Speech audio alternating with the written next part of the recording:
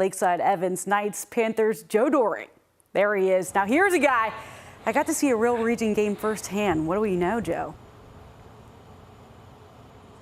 Well, that was a pretty good Chris Collinsworth impression there, Alyssa. I love that, but definitely not a result I saw coming here tonight here at Lakeside. Just like their starts to the season, both of these teams got off to a very messy start in this game tonight, but someone had to leave here with their first victory of the season. That team located in Evans, but not here at Lakeside High School.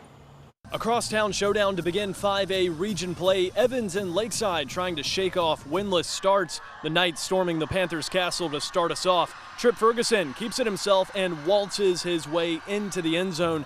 Now the man in the moon wasn't the only thing hovering over Lakeside's field. We interrupt this game to show you this rogue drone wreaking havoc in the night sky.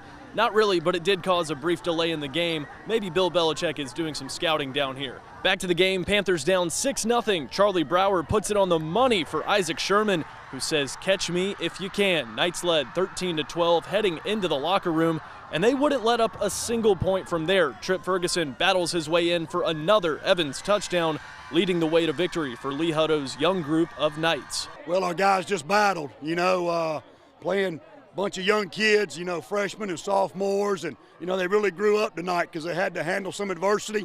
We had some guys go down with some injuries and some cramps, and, we had some opportunities to score and put the game away and didn't capitalize, but we just kept fighting. That's the great thing. Our kids never gave up, and they just kept plugging along, kept fighting. Hutto wins the battle of the brother-in-laws over Brett Johnson and the Panthers. Evans gets in the win column in Week 3 with a 27-12 victory over Lakeside.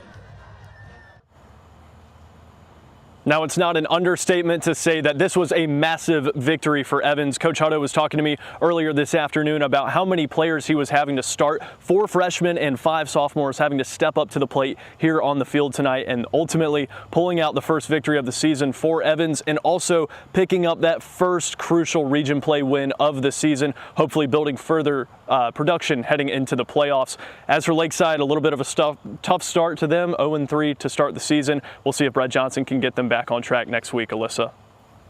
Yeah, he's got trash duty at Thanksgiving, and you survived Drone Gate, so we'll see you back here when you can. All right, bud, thanks for that.